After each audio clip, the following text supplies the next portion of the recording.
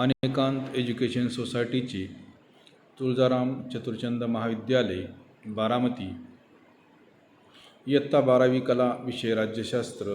मी प्राध्यापक पठाण FA. विद्यार्थी मित्रांनो, सर्वांना गुड मॉर्निंग. आपण प्रकरण दुसरे 1991 नंतरच्या महत्त्वाच्या संकल्पना आणि समस्या यामध्ये जागतिकीकरण ही एक संकल्पना पाहत आहोत. आणि या संकल्पनेचा अभ्यास करत असताना आधीच्या तासाला आपण यातील भाग पाहिलेला आहे. आणि आपण या प्रकरणाच्या शेवटच्या टप्प्यावर आहोत. आपण आधीच्या तासाला विचारप्रणाली हा एक घटक पाहिलेला आहे. आणि विचारप्रणाली हा घटक पाहत असताना आपण पाहिलं होतं की शीतयुद्धाच्या काळामध्ये विचारप्रणाली हा एक महत्त्वाचा घटक त्या ठिकाणी मानला गेलेला होता. आणि वास्तविक पाहता शीतयुद्ध हे दोन विचारधारांमध्येच चाललेलं होतं. एक विचारधारा म्हणजे साम्यवादी किंवा समाजवादी आणि दुसरी विचारधारा म्हणजे भांडवलशाही किंवा मुक्त लोकशाही प्रधान ही विचारधारा. आपल्याला माहिती आहे की सोव्हिएत युनियन, चीन आणि पूर्वेकडील देश यांच्यामध्ये साम्यवादी विचारधारा त्या ठिकाणी अस्तित्वात होती. आणि अमेरिका आणि त्यांच्या मित्र राष्ट्रांमध्ये भांडवलशाही आणि लोकशाही किंवा लोकशाही प्रधान विचारधारा अस्तित्वात होती. याचा आपण अभ्यास केलेला आहे. आणि प्रत्येक देशासाठी विचारधारा हा महत्त्वाचा एक घटक आहे. आणि विचार प्रणाली किंवा विचारधारा किंवा आयडियॉलॉजी हा एक राजकीय घटक आहे. आणि प्रत्येक राष्ट्राची अर्थव्यवस्था त्या राष्ट्राच्या विचारप्रणालीनुसारच आखली जाते. याचा त्या ठिकाणी आपण अभ्यास केलेला होता. आजच्या तासाला आपण याच्यानंतर तंत्रज्ञान हा एक मुद्दा पाहणार आहोत. आणि तंत्रज्ञान हा मुद्दा पाहत असताना आपल्याला माहिती आहे की मानव हा जसा राजकीय प्राणी आहे, म्हणजेच त्याने आपल्यासाठी वेगवेगळ्या राजकीय संस्थांची निर्मिती केलेली आहे.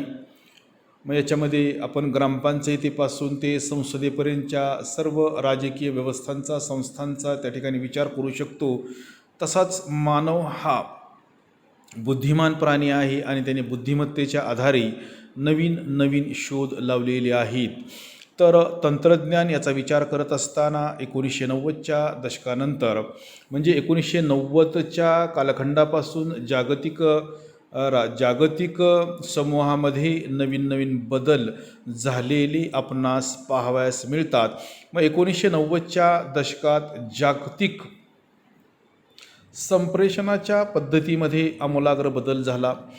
ज्या पद्धतीने आपल्याला सांगता येणार आहे, उपग्रह संप्रेषण प्रणाली असेल, मोबाईल असेल, टेलिफोन असेल, फॅक्स असेल, इंटरनेट असेल इत्यादींनी जनतेच्या सामाजिक, राजकीय आणि आर्थिक जीवनामध्ये क्रांतिकारी बदल केलेला आहे. हे आपल्याला नाकारताच येणार नाही.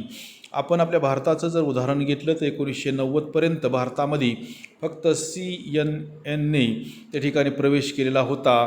म्हणजे परदेशी चॅनल भारतामध्ये येईपर्यंत आपण फक्त TV च्या माध्यमातून दूरदर्शनच पाहत होतो. आणि सुरुवातीला ब्लॅक अँड व्हाईट TV असायचा. त्याच्यानंतर त्याचं स्वरूप रंगीत बनलं. आणि रंगीत सुरुवातीला एकच चॅनल आपण पाहू शकत होतो. परंतु जसजसे परदेशी चॅनल भारतामध्ये येऊ लागले तसतसे या TVवरच्या चॅनलची असणारी संख्या वाढू लागली. आणि आज आपण 100पेक्षा जास्त चॅनल TVच्या माध्यमातून पाहू शकतो. आणि आता TVचं स्वरूपसुद्धा बदललेलं आहे. आणि अतिशय आकर्षक अशा पद्धतीचे TV आता बाजारात त्या ठिकाणी उपलब्ध आहे. त्यांच्या किमतीही तशाच आहेत. आणि म्हणजेच सांगायचं तात्पर्य एकच की सुरुवातीच्या काळामध्ये जे TVचं स्वरूप होतं किंवा जे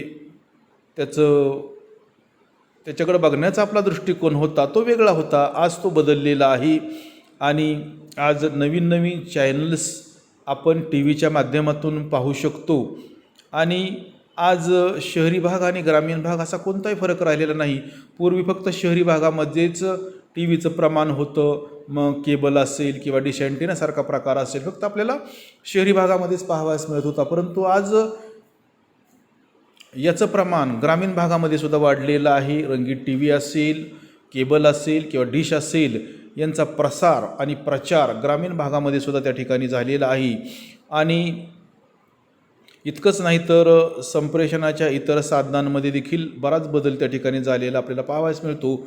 पूर्वी आपल्याला माहिती आहे की टेलिफोन कुठंतरी एखाद्याच्या घरी असायचा आणि त्या ठिकाणी मग तो फोन लावायचा कसा, तो रिसीव कसा करायचा, हा प्रश्न आपल्या मनामध्ये पडत होता.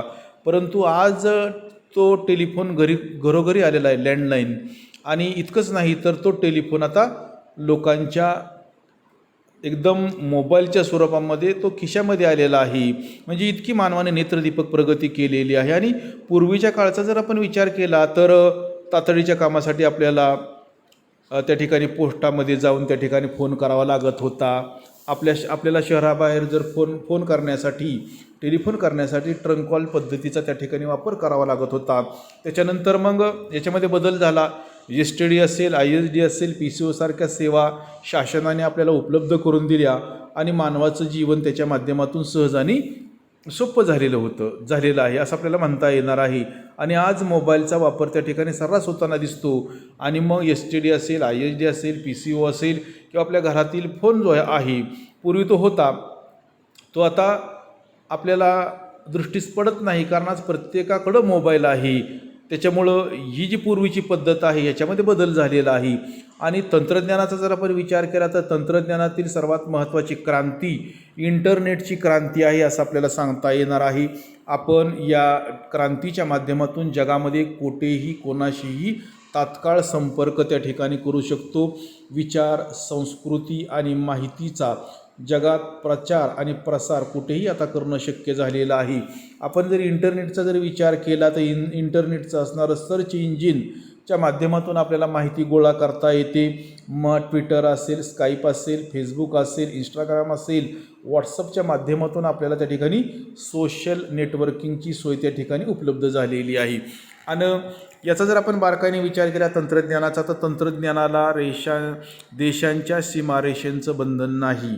आपण हे आंतरराष्ट्रीय स्वरूपाचं माध्यम आहे आणि आपण जगामध्ये इंटरनेटच्या माध्यमातून, मोबाईलच्या माध्यमातून तात्काळ आपण संपर्क साधू शकतो. आपण फेसबुकच्या माध्यमातून, व्हॉट्सअपच्या माध्यमातून आपल्या मित्र परिवाराला किंवा आपल्या नातेवाईकांना आपण त्या ठिकाणी वाढदिवसाच्या शुभेच्छासुद्धा त्या ठिकाणी देऊ शकतो. म्हणजेच आज या सगळ्या गोष्टींचा जर आपण विचार केला तर याच्यामध्ये मानवाने त्या ठिकाणी नेत्रदीपक प्रगती केलेली आहे. आणि तंत्रज्ञानाचा वापर हा आंतरराष्ट्रीय पातळीवर त्या ठिकाणी होताना दिसतो.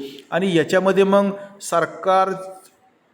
सरकारने सुद्धा त्या ठिकाणी गुंतवणूक केलेली आहे. त्याच पद्धतीने खाजगी क्षेत्राने सुद्धा याच्यामध्ये गुंतवणूक केलेली आहे. आपल्याला माहिती आहे की खाजगी क्षेत्राचा जर आपण विचार केला किंवा BSNL सारख्या सरकारी कंपनीचा जर आपण विचार केला तर त्यांचे मोठमोठे टॉवर्स शहरी भागामध्ये, ग्रामीण भागामध्ये त्या ठिकाणी उभे राहिलेले आपल्याला दिसतात. आणि त्याच्या माध्यमातून आपल्या ग्राहकांना ते चांगली सेवा उपलब्ध करून देण्याचा प्रयत्न करतात. खरोखर मानवाने याच्यामध्ये नेत्रदीपक प्रगती केलेली आहे असं आपल्याला म्हणता येणार आहे. आणि याच्यातला शेवटचा मुद्दा आपल्याला सांगता येणार आहे आणि तो म्हणजे सामाजिक आणि सांस्कृतिक घटक. तर सामाजिक आणि सांस्कृतिक घटकाचा जर आपण विचार केला तर आज प्रत्येक देशाला संस्कृती आहे, प्रत्येक देशाला कल्चर आहे. मग या कल्चरचा जर आपण विचार केला किंवा जागतिकीकरणाचा जर आपण विचार केला की जी जागतिकीकरणाची प्रक्रिया 1990च्या दशकापासून जगामध्ये सुरू झालेली आहे आणि जगातील कोणताही देश या प्रक्रियेपासून सुटलेला नाही असं जरी असलं तरी आज ही जागतिकीकरणाची जी काही प्रक्रिया आहे, ही जागतिकीकरणाची प्रक्रिया देशांच्या सीमारेषा भेदून त्याच्या पलीकडं आपल्याला जाताना दिसते. आणि मग अशा वेळेला मग आपली जी काही संस्कृती आहे किंवा इतर देशांची जी काही संस्कृती आहे यांचा त्या ठिकाणी आपल्याला मिलाफ झालेला पाहावयास मिळतो. कारण आपल्याला माहिती आहे की आत्ताच आपण पाहिलं की मानव हा राजकीय प्राणी आहे आणि त्याने त्याच्या सोयीसाठी वेगवेगळ्या राजकीय संस्थांची निर्मिती केलेली आहे आणि त्याच्या माध्यमातून तो राज्यकारभार करतो किंवा निर्णय घेतो किंवा निर्णयांची अंमलबजावणी करतो. त्याच पद्धतीने मानव हा अनुकरणशील प्राणी आहे आणि मानवाने नेहमीच चांगल्या गोष्टींचं अनुकरण हे केलेलं आहे. मग सामाजिक आणि आर्थिक घटक पाहत असताना आज प्रत्येक देशाची जी काही संस्कृती आहे तर या संस्कृतीला आंतरराष्ट्रीय स्वरूप प्राप्त झालेलं आहे का, अशा पद्धतीचा विचार आपल्या मनामध्ये निर्माण होतो. कारण आज जगाची एकच संस्कृती बनू पाहत आहे आणि हे आपल्याला नाकारता येणार नाही. मग या सगळ्या गोष्टींचा विचार करत असताना मग आधुनिकीकरण असेल, पाश्चिमात्यकरण असेल, ही जी काही मूल्ये आहेत, ही जी काही तत्त्वे आहेत, ही पारंपरिक मूल्यांपेक्षा त्या ठिकाणी महत्त्वाची वाटू लागलेली आहे. आणि साहजिकच आहे, लोकांच्या वैयक्तिक जीवनावर याचा प्रभाव पडलेला आपल्याला दिसतो. उदाहरणार्थ बघा, पूर्वीची मानवाची जीवन जगण्याची पद्धती, खाण्यापिण्याच्या सवयींमध्ये त्या ठिकाणी बदल झालेला आपल्याला पाहावयास मिळतो. फॉर एक्झाम्पल बघा, बर्गर असेल, पिझ्झा असेल, वडापाव असेल इत्यादी फास्ट फूडचे प्रमाण आज समाजामध्ये वाढलेले दिसते. किंवा पूर्वीच्या काळी बघा, आपण वेगवेगळे सण त्या ठिकाणी साजरे करत होतो. याच्यामध्ये मग नाताळसारखा सण असेल, दिवाळीसारखा सण असेल, दसरा याच्यासारखा सण असेल, रंगपंचमी असेल, अशा पण ओणम असेल, पोंगल असेल, पोंगल, बैसाखीसारखे सण असतील, भारताच्या इतर भागांमध्ये ते साजरे केले जातात. पण याच्यामध्ये कुठंतरी आज हे तर सण आपण साजरे करतोच, प्लस आपण काही पाश्चिमात्य सण देखील साजरे करतो. फॉर एक्झाम्पल बघा, म्हणजेच पाश्चिमात्य संस्कृतीचा प्रभाव पडलेच आपल्या लक्षात येतं. फॉर एक्झाम्पल बघा, मदर्स डे असेल, फादर्स डे असेल, फ्रेंडशिप डे असेल, रोज डे सारख्या नवीन कल्पना आज समाजामध्ये पुढे येऊ लागलेल्या आहेत आणि समाजाने सुद्धा त्या स्वीकारलेल्या आहेत. त्याच पद्धतीने बघा, 31 डिसेंबर आपण साजरा करतो आणि नवीन वर्षाचं स्वागत करतो. मग या सगळ्या ज्या काही गोष्टी आहेत, या गोष्टींमध्ये आज बदल झालेला आहे. आधुनिकीकरण असेल, पाश्चिमात्यकरण असेल, या सगळ्या गोष्टी जगातील मानवी समूहाने त्या ठिकाणी स्वीकारलेल्या आहेत. त्याच पद्धतीने बघा, आज आपण पाश्चिमात्य लोक किंवा वेस्टर्न पद्धतीचा त्या ठिकाणी अवलंब करत आहोत, स्वीकार करत आहोत. ते ज्या पद्धतीने कपडे परिधान करतात तशाच पद्धतीचे कपडे परिधान करण्याचा प्रयत्न आपण सुद्धा करतो किंवा तसा प्रयत्न आज आपल्याला समाजामधून होताना दिसतो. याच्या पलीकडे जर आपण गेलं तर आज आपल्याला समाजामध्ये वाढत चाललेला व्यक्तिवाद आणि भौतिकवाद हा जागतिक संस्कृतीचाच एक भाग आहे असं आपल्याला म्हणता येणार आहे. कारण पूर्वीची मानवाची जीवन जगण्याची पद्धती आणि आजची मानवाची जीवन जगण्याची पद्धती याच्यामध्ये कुठंतरी बदल झालेला आहे. कारण पूर्वी मानव किंवा पूर्वी समाजामध्ये एकत्र कुटुंब पद्धती होती. समाजामध्ये एकत्र कुटुंब पद्धती आपल्याला पाहावयास मिळत होती. समाजातील म्हणजेच कुटुंबातील प्रत्येक घटक हा कुटुंबामध्ये राहत होता. त्या काळी विभक्त कुटुंब पद्धती नव्हती. परंतु आजच्या आधुनिक युगामध्ये कुठंतरी विभक्त कुटुंब पद्धती आपल्याला पाहावयास मिळते. म्हणजे आज आपण त्याच्या पलीकडे जाऊन जर विचार केला तर आज फ्लॅट संस्कृती आलेली आहे आणि त्याचा सुद्धा कळत नकळत आपण स्वीकार केलेला आहे. आणि मग त्या कदाचित हीच गोष्ट विभक्त कुटुंब पद्धतीला जबाबदार असेल आणि या सगळ्याच्या माध्यमातून एक वेगळीच संस्कृती येऊ पाहत आहे असं आपल्याला म्हणता येणार आहे. मग या सगळ्या गोष्टींचा जर आपण विचार केला तर नक्कीच या जागतिकीकरणाने मानवाच्या जीवनामध्ये त्या ठिकाणी बदल झालेला आहे हे आपल्याला पाहावयास मिळतं. किंवा आज आपण जर आपल्या शिक्षणाचा, आपल्या ज्ञानाचा जर आपण विचार केला तर आपल्याला शिक्षणाच्या माध्यमातून, ज्ञानाच्या माध्यमातून किंवा आपल्या पात्रतेच्या माध्यमातून चांगल्या पद्धतीची नोकरी त्या ठिकाणी प्राप्त होते आणि ही नोकरी प्राप्त झाल्यानंतर आपल्याला चांगल्या पद्धतीचा पगारसुद्धा मिळतो.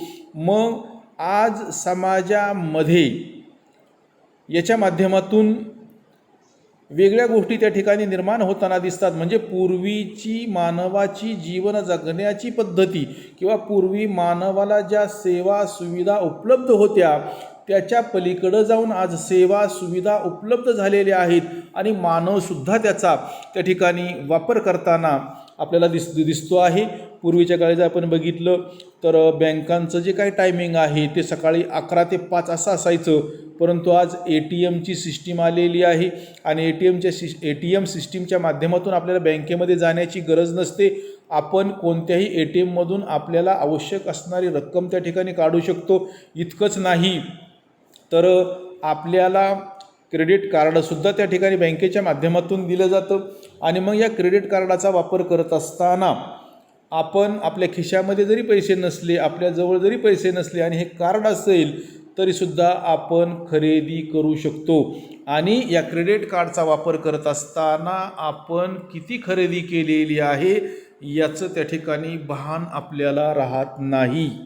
म्हणजेच एकतर आपल्या नॉलेजच्या आधारे IT सेक्टरच्या माध्यमातून, खाजगी सेक्टरच्या माध्यमातून आपल्याला चांगल्या दर्जाचा पगार हा मिळतो, परंतु हा पगार प्राप्त झाल्यानंतर तो पगार किंवा तो पैसा आपण कशा पद्धतीने खर्च करतो याच्यावर मर्यादा राहत नाहीत, याचं लिमिट राहत नाही आणि भरमसाठ खर्च करण्याची प्रवृत्ती आजच्या समाजामध्ये आपल्याला दिसून येते. म्हणजेच आपल्याला आवश्यक असणाऱ्या गोष्टी घेणं महत्त्वाचं आहे, परंतु आपल्याला आवश्यकता नसताना सुद्धा पैशामुळं केवळ वस्तूंची खरेदी त्या ठिकाणी होताना दिसते. हा कदाचित जागतिकीकरणाचा एक परिणाम असेल, कारण आज मानवाला ज्या काही सुखसोयी उपलब्ध झालेल्या आहेत कदाचित याचा सुद्धा एक तो भाग आपल्याला म्हणता येणार आहे. मग आपण या ठिकाणी बघा, आपण आता जागतिकीकरणाचा प्रभाव मानवी जीवनाच्या वेगवेगळ्या घटकांवर पडलेला जो आहे, मग आर्थिक घटक असेल, राजकीय घटक असेल, विचारप्रणाली असेल, तंत्रज्ञान असेल, सामाजिक घटक असेल, सांस्कृतिक घटक असेल, आपण असे वेगवेगळे घटक हे त्या ठिकाणी पाहिलेले आहेत. आणि याच्यानंतर आपल्याला जागतिकीकरणाचे परिणाम सांगता येणार आहेत. आणि जागतिकीकरणाचे परिणाम सांगत असताना, जागतिकीकरणाचे गुणदोष सांगत असताना किंवा जागतिकीकरणाचे फायदे आणि तोटे सांगत असताना आपल्याला काही मुद्द्यांचा ठिकाणी विचार करता येणार आहे. जागतिकीकरण ही प्रक्रिया सर्वांनाच परवडणारी आहे असं नाही. काही विचारवंतांनी याचं समर्थन केलेलं आहे, या विचारधारेचं. काही विचारवंतांनी याला विरोधसुद्धा केलेला आहे. काही विचारवंतांनी समर्थन याच्यासाठी केलं की ही सर्वांना घेऊन जाणारी पद्धत आहे, आणि काहींनी याला विरोध याच्यासाठी केला कारण जगामध्ये जे काही विकसित देश आहेत त्यांनाच याचा फायदा होणार आहे, म्हणून काही लोकांनी, काही विचारवंतांनी या पद्धतीचा त्या ठिकाणी विरोधसुद्धा केलेला आहे. मग जागतिकीकरणाचे परिणाम आपल्याला पुढील प्रमाणे सांगता येतील. याच्यामध्ये आपल्याला सकारात्मक परिणाम सांगता येणार आहेत की जे 5 मुद्द्यांच्या माध्यमातून आपल्याला सांगता येतील. आकडा 1 आहे बघा, रोजगाराच्या नवीन संधी आहेत. याच्यामध्ये म्हणजे जागतिकीकरणामुळे रोजगाराच्या नवीन संधी त्या ठिकाणी उपलब्ध होतील, हा पहिला मुद्दा आहे. दुसरा मुद्दा आहे जागतिक माहितीची उपलब्धता, म्हणजे जागतिकीकरणामुळे आपल्याला अधिकची माहिती त्या ठिकाणी मिळणार आहे. तिसरा मुद्दा आहे राहणीमानाच्या दर्जामध्ये वाढ नक्कीच आहे. पूर्वीची जीवन जगण्याची पद्धती आणि आजची जीवन जगण्याची पद्धती याच्यामध्ये त्या ठिकाणी फरक झालेला आहे, बदल झालेला आपल्याला पाहावयास मिळतो. चौथा मुद्दा आहे चांगल्या पद्धतीचे वेतन. साहजिकच आहे, आत्ताच आपण पाहिलं की खाजगी उद्योगांमुळे आपल्याला चांगला पगार, चांगलं वेतन त्या ठिकाणी मिळतं. आणि 5वा मुद्दा याच्यातला सांगता येणार आहे सरकारी तिजोरीवर कमी भार. नक्कीच खाजगी क्षेत्र वाढल्यामुळे सरकारची जी काही तिजोरी आहे या तिजोरीवर कमी भार पडलेला आपल्या लक्षात येतो. याच्यानंतर बघा, याचे नकारात्मक परिणामसुद्धा आहेत. पहिला मुद्दा आपल्याला सांगता येणार आहे राज्याचे कल्याणकारी योजनांकडे दुर्लक्ष झालेले आहे. नक्कीच पहिला मुद्दा आहे राज्याचे कल्याणकारी योजनांकडे दुर्लक्ष. दुसरा मुद्दा आहे स्थानिक उद्योगधंद्यांना या जागतिकीकरणाच्या प्रक्रियेमुळे धोका निर्माण झालेला आहे. त्याच पद्धतीने विकसनशील देशांना बाधक अशा पद्धतीची ही जागतिकीकरणाची प्रक्रिया आहे. चौथा मुद्दा आपल्याला सांगता येणार आहे तो म्हणजे जीवन पद्धतीमध्ये आमूलाग्र बदल. पूर्वी मानव ज्या पद्धतीने जीवन जगत होता ती पद्धत किंवा त्या पद्धतीमध्ये आज आपल्याला बदल झालेला पाहावयास मिळतो. आणि शेवटचा मुद्दा आपल्याला सांगता येईल वाढता चंगळवाद. अशा पद्धतीने आपल्याला जागतिकीकरणाचे नकारात्मक परिणाम हे या ठिकाणी सांगता येणार आहे. तर विद्यार्थी पद्धतीने हे प्रकरण संपलेलं आहे. प्रकरण दुसरे 1991 नंतरच्या महत्त्वाच्या संकल्पना आणि समस्या यामध्ये आपण जागतिकीकरण ही एक संकल्पना पाहिलेली आहे. याच्यामध्ये आपण प्रस्तावनेपासून ते जागतिकीकरणाचा जीवनाच्या महत्त्वाच्या घटकांवर परिणाम काय आहे किंवा बदल काय आहे किंवा प्रभाव काय आहे वेगवेगळ्या मुद्द्यांच्या माध्यमातून आपण पाहिलेलं आहे.